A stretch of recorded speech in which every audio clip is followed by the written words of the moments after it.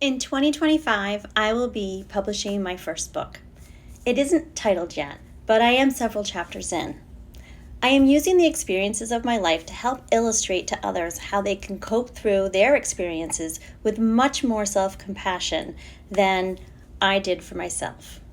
One of my coping mechanisms was, and it still is using humor, and oftentimes this devalued or downplayed how I was coping and how I was feeling. To an outsider looking in at my life, many have perceived that I was bubbly and always happy.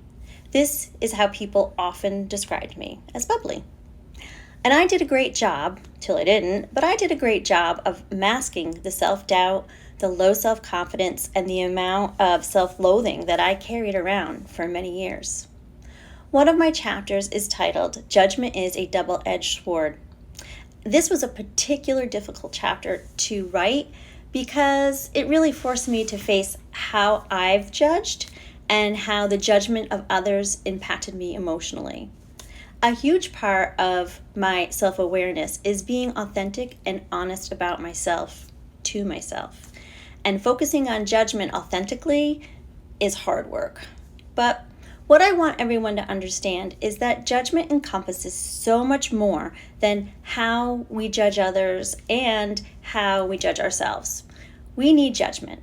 It's a cognitive process that helps us to discern between safety and danger. And it's also an intuitive skill that helps us to motivate ourselves and to grow.